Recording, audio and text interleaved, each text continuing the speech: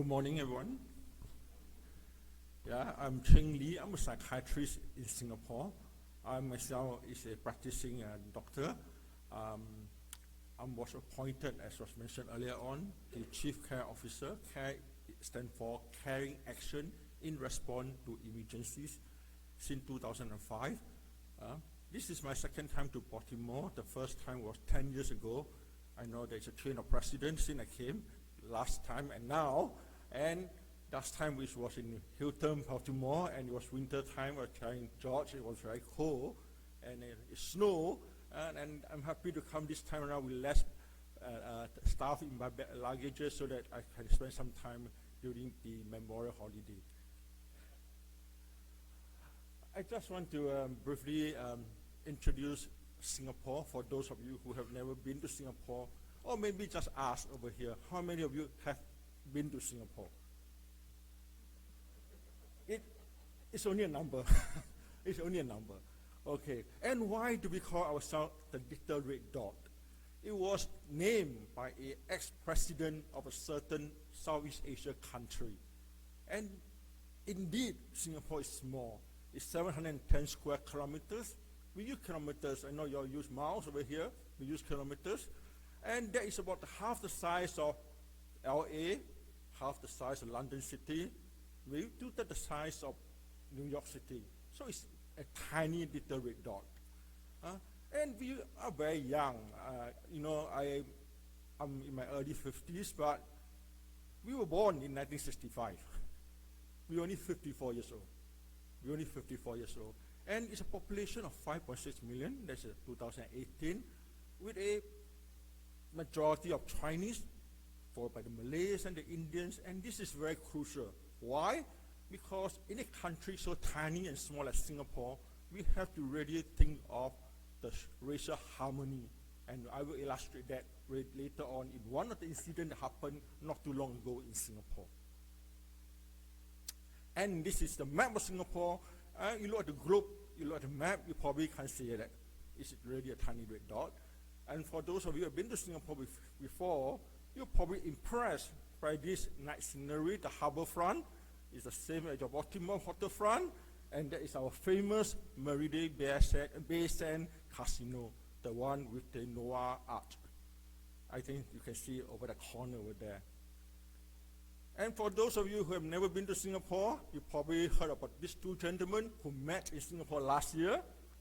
Or you watched this Hollywood movie, was based on a Singapore novel and written by a Singaporean. I was told it's a very box office hit, and they are going to film the part 2 and the part 3. Personally, I haven't watched it yet. In Singapore, they have disaster all the while, but mainly what we call man-made disaster, or what we call tiny disaster compared to the other parts of the world. We do not have volcanoes, we do not have earthquakes. We are located in the equator. We are a relatively safe country. For those who have been to Singapore, you know you can walk around freely in the night. You can walk around freely in the early morning because we are a relatively crime-free country. So it's a relatively safe country. We don't have guns, by the way. And I think some of you have probably heard about the joke about you are not supposed to chew chewing gum in Singapore.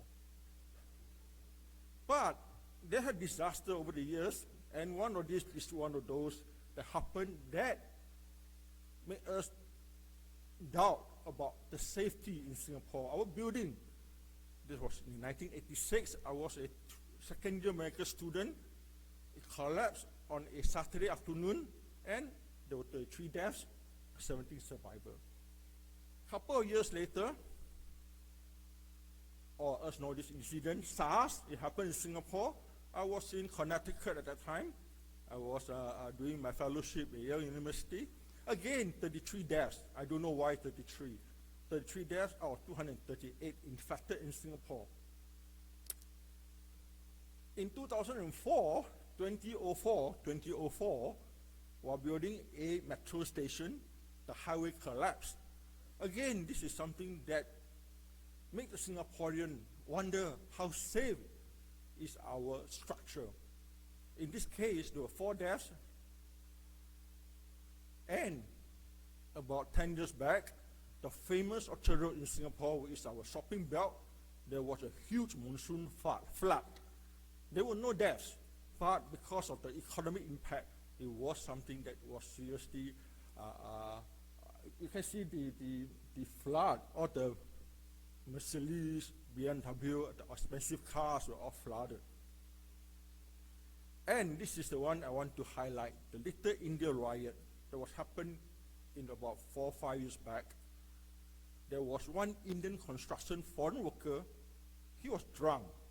He wanted to go back to his quarter. He tried to catch a private bus who was operated by a pair of Chinese men and women.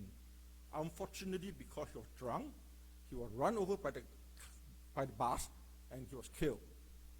And this resulted in the first ever Singapore riot after the independence of Singapore. Within 2 hours, 300 migrant workers were involved in the riot. They were burning of police cars, I can see there, and also public properties. Since then, now Singapore has instituted that after certain hours on the weekend, there will be no drinking or sales of alcohol in Little India area. So, I just wish to tell you briefly about our national care system.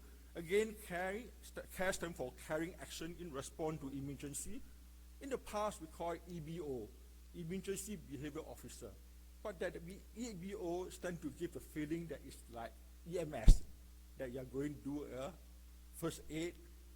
So we try to train it to be more emotional, psychologically. So we call ourselves care officers, like something like Care Bear. It's developed as a home front system to provide the first line of psychological and emotional support to cushion and mitigate the impact of crisis in Singapore. And this is a multi-agency, multi-ministry network. It's headed by MOH, the Ministry of Health. I myself is the appointed Chief Care since 2005.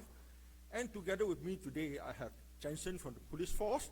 I have Wai-In from the Ministry of Education. I have Lijen from the Ministry of Social Environment, and also have Clayo from Ministry of Health, and I also have a police Singapore Armed Force representative. Some of them will be presenting their work tomorrow in the session. I will encourage you to attend because I only give you 15 minutes, so I can only give you an overview of the care system. And again, because of time constraint, I'm not going to go through details. For example, for MOH, my role is to provide psychological and psychiatric triage and care to casualties and other victims at the disaster site. So for example, being the Vice Chairman, Clinical Services at the Institute of Mental Health, when there is a crisis, what we do is we activate a team of psychiatrists, psychologists, social workers, and nurses to the incident site to support the casualty, which is what we call the primary victims. However, the national care system will also have its own team of care workers or care officers that will go to what we call the Family Assistance Center to support the needs of kin. I mean, common sense will tell you that the incident site and the FAC, the first Family Assistance Center, should be separated because we do not want the NOK to be at the operation site. It may not be safe for them, and also it may disrupt the operational rescue work. And for the Ministry of Social and Family Development, for example, their role is to provide the treatment, as I said just now, at the FAC. In the past, we called them relative holding areas, but we feel that there's really no reason to hold the relatives. We want to give them the information and ask them to return back home, and we support them rather than hold them in the area. That's why this term of relative holding area is no longer in use. I will not go through all the details, but the police force, later Jansen will tell you, is to assist the security and safety efforts, especially in recent years. There is a lot of emphasis of whether a terrorist attack will happen in Singapore. So far, touch wood, there haven't been any terrorist attack in Singapore, but there were victims of Singaporeans that happened, for example, in Hotel Bombay incident. one lawyer, Singaporean lawyer, was killed in the incident. So the NCMS, which is the National Care Management System, the committee is basically chaired by myself, and each organization I mentioned earlier on is represented by head care. And the head care will establish the care capabilities and conduct the care activities for the respective organizations. And they will also have their own internal record system to record their care officers when there is a need to record them. The role of the chief care, the role of the head care, are both administrative as well as clinical. So we do the initial assessment of the situation, we do the emergency behavior planning, we deploy the care officers, we monitor the crisis situation, we do the operation debriefing and evaluation, and we continue to do the post-crisis follow-up activities. But the care officers form the core structure of the NCMS because they are the one on the ground to provide the first level of emotional support to the psychotic victims. They provide practical, common sense help and assist in calming the injured and the NOKs. They listen to them, they offer advice, give them hope, and deal with the emotional outpouring. And this is where we need the care officer to be trained.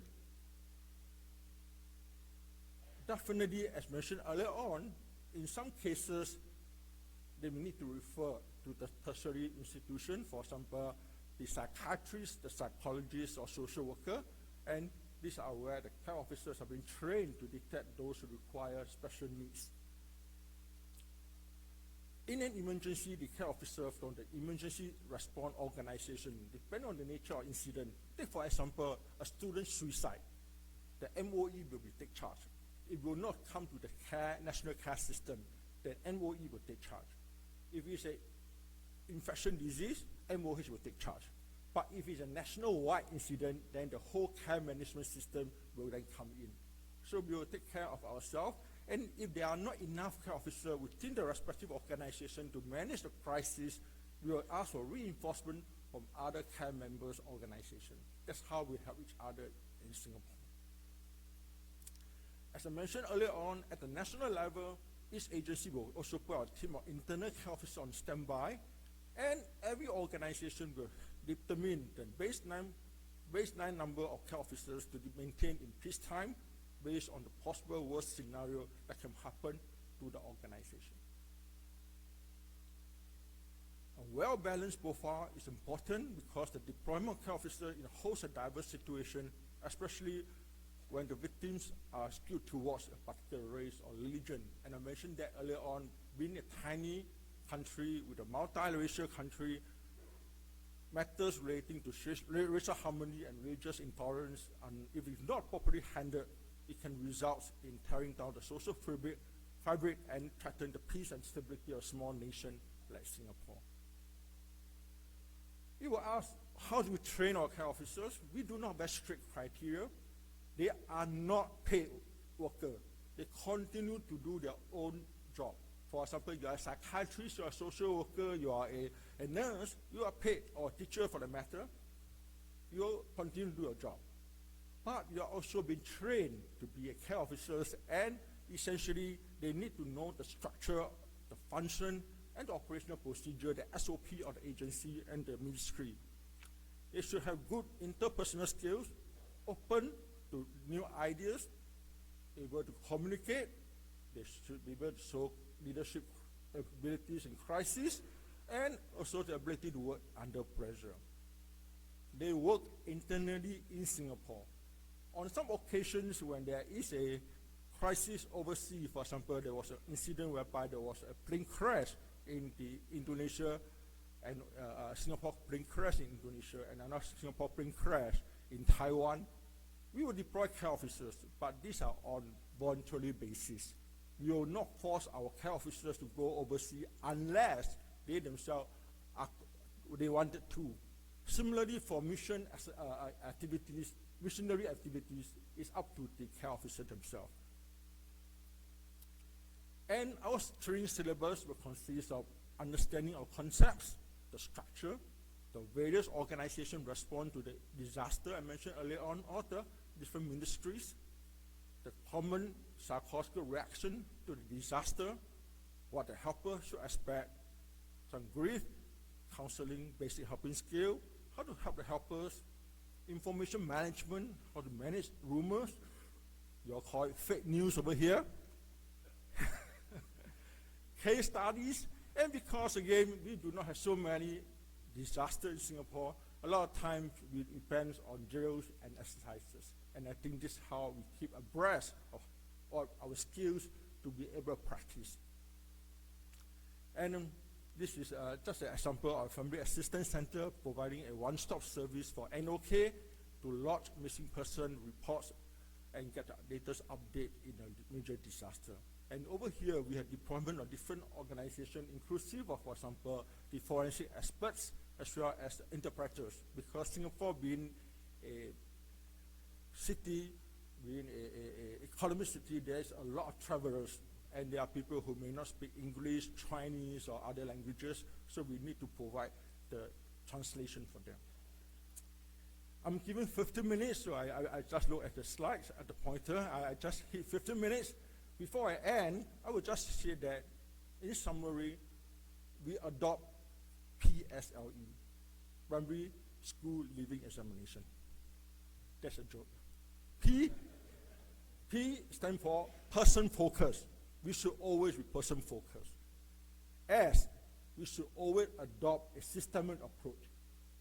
And listening to the previous speakers, the S, PSLE, the L and E stand for continuously to learn and continuously to engage with our community partners and all of you over here. Thank you so much.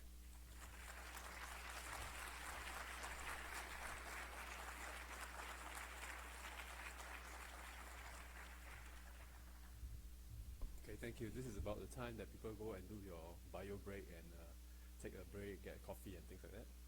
No? Well done. Okay. Right. I was hoping that people would just leave and anyway, thank you, Jeff, for the introduction. It's an honor and privilege for me to share with such a learned and diverse community as gathered here today.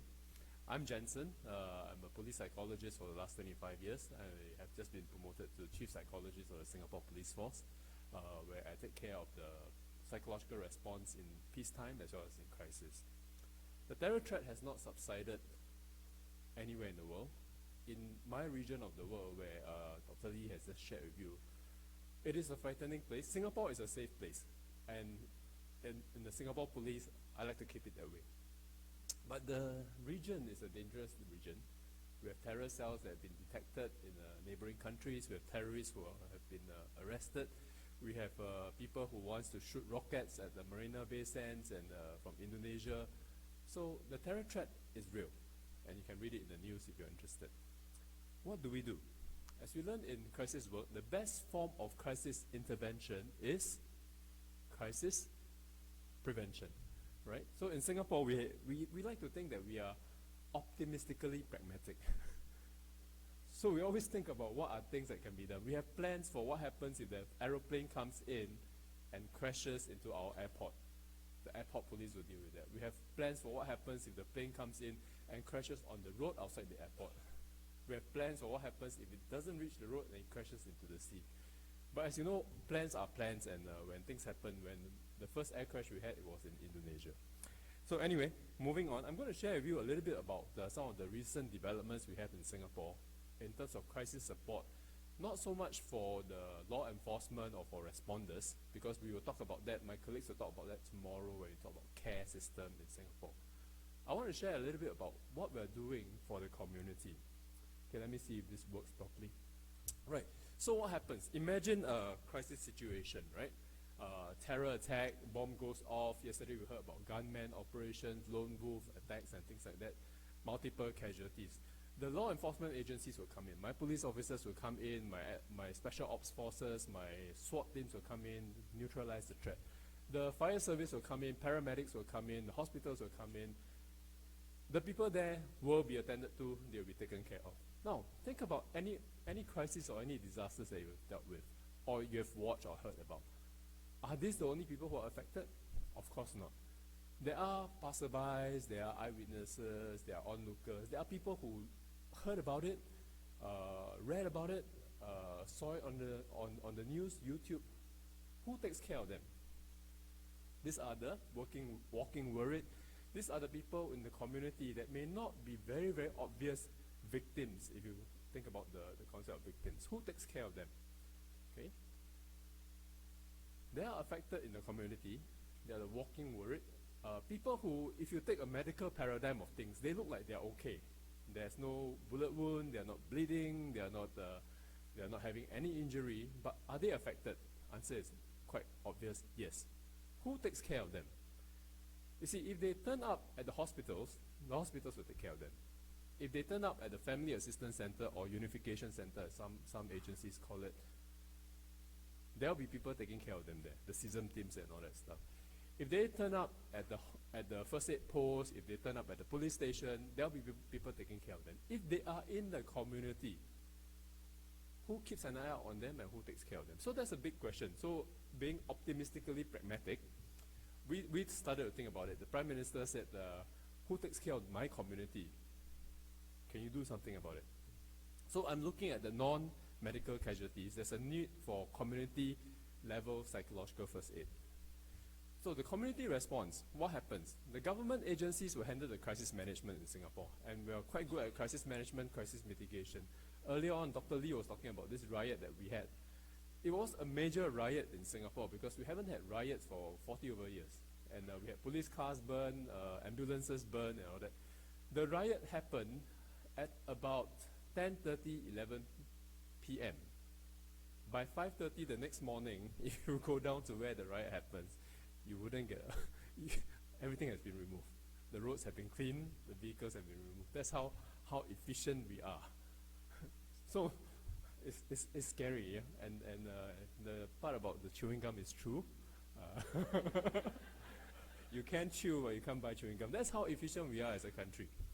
So anything that the government deals with, we are good. But what about the community? So in Singapore, we have this very interesting agency called the People's Association. It is an organ of state, which means it is funded by the government, but it is not a government ministry per se, or not a government department per se. What it does is that it bridges the gap between government and the community. So I'll share a little bit about the People's Association so it gives you a sense of how we support the community. On the right, you can see that pink color map. That is Singapore. We are so small. If you Google Singapore, you'll find that we are probably the densest, the second or third densest city in the world. Not dense in terms of intellect, but dense in terms of population. We have a crisis management structure. So PA stands for People's Association. There's PAHQ, and below that we have the Community Center, Ops Center. These are all acronyms, and we love acronyms in Singapore. So when you come to Singapore, we will guide you through those acronyms. Below the CCOC, which is the Ops Center at the community level, we have something called the CERT, C-E-R-T, Community Emergency Response Team. And these are organized by constituency. Singapore is organized into 89 constituencies. So if you think about US and your county, your province, and things like that, we're organized into 89 constituencies. And what are these CERT teams trained in? They're trained in first aid, AED, firefighting, but they're not trained in psychological first aid. So you imagine in a crisis, you have people who, I need a handy plus, I need a plaster, I need a drink and all that. These people will provide that, but they are not trained in the psychological first aid. Do you see an opportunity here? There is, right? So what does the PA do? In peacetime, pre-crisis, the PA prepares the community so that we can recover when bad things happen. You have this slide, so I'm just going to go to the really important stuff so that you follow the narrative. In a crisis, what does a PA do? It helps to assist the needy and the vulnerable. And these are not the needy and vulnerable in the hot zone. These are not at ground zero. These are the needy and the vulnerable in the community. So the neighboring blocks, the neighboring precincts, people who watch the news, heard about it happen, and get very worried. That's where the PA comes in. It also works with crisis authorities to provide trained volunteers. Who are these trained volunteers? The CERT teams. The CERT teams are people who live in the community and they feel they can do a little bit more. And what we do is we give them an attractive yellow vest. You see the yellow vest there? And for all the training that they go to, they get a little patch that they can put on their vest. So it feels good, no? The more patches I have, the more well-trained I am. So we went in there and we said, hey, look, on top of your AED, your firefighting, your CPR, and all that, we are going to train you in psychological first aid. And the response was amazing. In 1 year, we trained about 1,500 community volunteers. And they said, can we have more of this? We spend weekends training them and gearing them up for psychological first aid. So what do we train them in community PFA? Very, very simple model, because when you train community, you're not training doctors and nurses and firemen and police officers. It has to be very, very simple. The lowest common multiplier. So in PFA, we train them the WHO model: look, listen, and link. And we run some exercises, give them the skills, give them the confidence, how to look, how to listen, and how to link. Okay. Now, there is a gap here. The gap is that you have the government agencies, the police and the fire service and all that, they are dealing with the crisis response. Then you have the community, you have the CERTs there. The CERTs are community volunteers that reports to the People's Association. People's Association does not report in terms of the organization, crisis management structure, does not report to the police. The police runs its own stuff. Fire service runs its own stuff. People's Association runs its own stuff. And you know that in crisis, when you have many people who are very excited about doing good all coming together, what do you have? Chaos, right? Everybody who wants to volunteer, I want to do this, I want to do this, and you have a duplication of resources. So what we do is we have this group of people called the HUTs. Sounds nice. It stands for Human Emergency Assistance and Response Team. Now, these are government servants, like myself, like my colleagues. We are government psychologists, counselors, social workers. The HUTs are organized into the 89 constituencies, and the HUTs are given the responsibility of training the CERT teams in psychological first aid. So that's what happens in peacetime. And we always believe that the model that we use in peacetime should be the model that you use in crisis, right? So in peacetime, the trainers that trains this community CERTs in PFAs would also be in crisis, the people who will link up from the government, police, fire service, paramedic, with the CERT team. You get the picture? Right? So what happens in a crisis is, before a crisis, what happens is that the HUT teams will link up with the CERTs and shake hands, train them in PFA.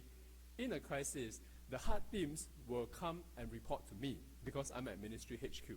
MHA stands for Ministry of Home Affairs. There are no affairs in the home. Home affairs just means that the way we manage homeland securities. You get the idea? Yeah. Okay. Some people ask me, what home affairs means you're looking into affairs at home? No. Okay. That's just the way we name our departments. So I'm at Ministry of Home Affairs. So the HUT teams will come to me at Ministry of Home Affairs. I'll activate the HUT team and say, hey, this area there's been a terror attack, people are affected, get down there. The HUT teams will then link up with the CERT teams to say, hey, let's map ourselves out, let's see who are the residents who need assistance. We are trained in all these things, plus psychological first aid. We then give them the resources that they need, the publications, things to look out for, things to do, things not to do, resources, community resources, avenues of help, so that people who are affected can know where to go for help. You get the picture? Look, listen, and link. Okay? So, this is the crisis stuff. Post-crisis, the HUT team will still be linking up with the CERTs, because the CERTs, they are community volunteers. They live in the community. So they know the people who are affected. They know who's crying in the middle of the night, because remember, we're very, very dense, right? Our homes are not like kilometers apart. They know who's crying in the community. They know who is having issues, whose children are now having fears about going to school, who has lost their job, whose shops has been blown up and now don't have a means of earning an income. So the CERT teams will be working with us to make sure that in post-crisis, the community is supported. So while the government machinery deals with the crisis, the ground zero, the hot zone, the CERT teams deals with what's happening on the ground, and linking the two up will be the HUT teams to ensure that the CERT teams are doing professional interventions. Roger that? Right. Okay, so the heart, okay, I'll skip over this. So at the end of this, what's the intended outcome? Terror attacks, we hope, would never happen in Singapore. But, you know, some people said it's not a question of if, it is a question of when. As far as possible, we'll try to prevent it from happening. But if it does happen, we want to return people back to normalcy as quickly as possible. We want the community to remain cohesive. And to do that, the support must come from the community. Because the government officials cannot do that. It has to be from the community. And we want to make sure that the well-being of people living in Singapore are well taken care of. So, on that note, I have 40 seconds left. Thank you very much.